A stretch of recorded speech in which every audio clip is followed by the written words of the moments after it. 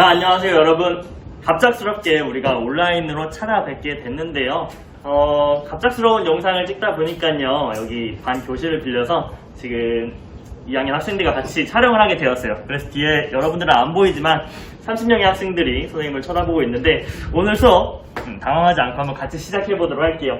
자, 여러분들이 배운 학생들도 있을 거고, 혹은 학교에서 이제 과학 진도를 아직 못 나간 학생들은요, 배우지 않은 내용일 텐데요. 조금 첫 번째 단원 내용은요, 쉬운 내용이니까 같이 진행해 보도록 할게요. 자, 우리는 3단원까지, 1단원은 수행평가로 우리가 내용을 같이 분석을 해봤었고요. 2단원이랑 3단원 같은 경우는 우리가 시험을 통해서 같이 알아봤었죠. 여러분들 시험 성적에 만족했을지, 혹은 만족하지 못했을지, 정말 선생님도 궁금한데, 만족했다면 4단원부터도 열심히 해서 2학기 때도 좋은 성적을 거두면 되겠고, 만족하지 못했다면 4단원부터는 더욱더 열심히 해서 후회 없는 점수를 받도록 해봐요. 자, 계속해서 4단원 선생님이 얘기하고 있는데요. 맞아요. 우리가 이제 오늘부터 배울 내용은 4단원 식물과 에너지예요. 교과서는 124쪽을 펴주시면 되겠습니다. 자, 대단원 식물과 에너지의 중단원 주제로요, 광합성. 그 중에서도 오늘은 소단원인 광합성에 필요한 물질에 대해서 한번 배워볼 건데요. 자, 먼저 우리가 배워보기에 앞서서요, 자, 오른쪽으로 와서 한번 기본적인 과학 지식부터 점검해 보도록 할게요. 자, 여러분들도 사실 이미 알고 있는 사실이에요. 초등학교 때 잘 배웠기 때문에요. 그런데 한 번 더 선생님이 같이 넘어가 보도록 하겠습니다. 짚고 넘어가 보도록 할게요. 자, 우리 인간과 같이 살아있는 이러한 생명체들을요, 우리 두 글자로 뭐라 그러냐면요, 생물이라 그래요. 생물에는요, 크게 두 가지 분류로 나눌 수가 있는데요. 두 가지 범주로 나눈다면, 우리 인간과 같이 먹이를 섭취해서 생명활동을 해나가는 그러한 범주를 뭐라 그럴까요, 여러분? 동물이라 그러죠. 대답을 해주니 선생님이 굉장히 기쁩니다. 자, 방금 전에 선생님이 얘기했지만, 동물은요, 얘네들은 어떻게 살아가는 거예요? 어떻게 에너지를 얻죠? 먹이를 먹어요. 맞아요. 밥을 먹거나 먹이를 섭취하죠. 크게 범주를 나눠 먹이 섭취라고 선생님이 적어볼게요. 자, 그럼 동물 말고 또 다른 범주 하나가 뭐가 있죠? 식물. 맞아요. 식물이 있죠. 바로 식물인데요. 식물도 사실은요, 살아가려면 동물이랑 마찬가지예요. 에너지, 즉 이제 고등학교 내용에서는 ATP라고 얘기를 하는데요. 이런 에너지를 얻어야 돼요. 에너지를 얻으려면 식물도 당연히 뭔가를 먹어야겠죠. 그런데 얘네들은 입이 있나요? 아니요. 없죠. 입이 없으면 얘네들은 어떻게 먹죠? 맞아요. 뿌리로 먹는데, 뿌리로 사실 우리와 같이 이러한 고기, 육질 이런 것들을 먹을 수 있는 게 아니라 물밖에 못 먹죠. 양분밖에 못 먹죠. 그래서 얘네는 조금 다른 방법으로 에너지를 얻는데, 그 방법이 무엇인지 교과서 124쪽에 잘 나와 있거든요. 여러분 뭐죠? 네, 맞아요.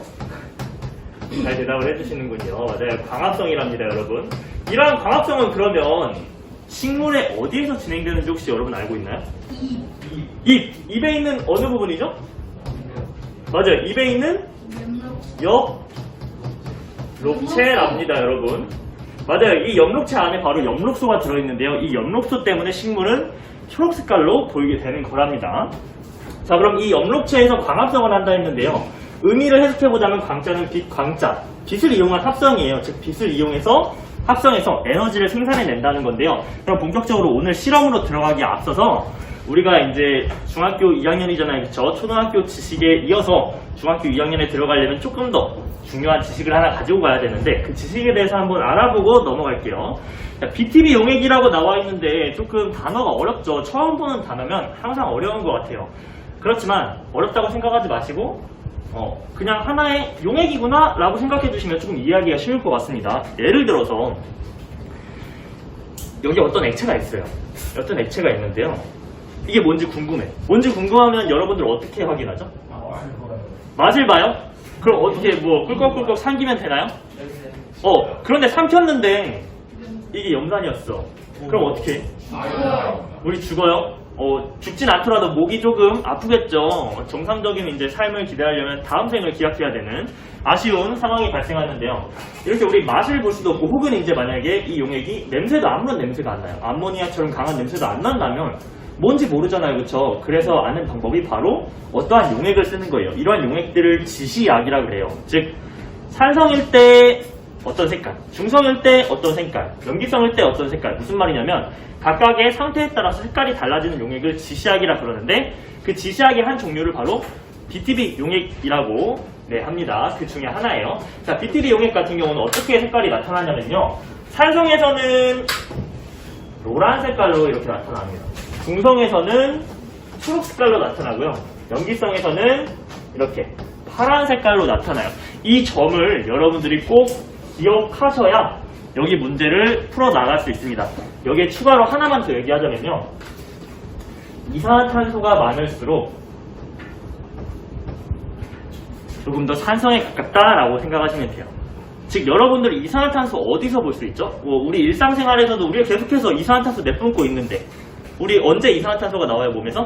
숨 내쉴 때. 숨 내쉴 때, 호흡할 때 중에서도 날숨 라고 할 때 이산화탄소가 나오고 있는 거죠. 그쵸? 그럼 만약에 어떤 물에다가 하면 이 용액은 지금 어떤 상태가 되는 거예요? 산성, 중성, 염기성 중에서? 산성이 되는 거예요. 알겠죠? 이해가 됩니까 여러분? 네. 그러면 오늘 실험으로 넘어갈 건데요. 자, 오늘 실험은 교과서 125쪽에 나와 있는 내용이에요. 같이 볼게요.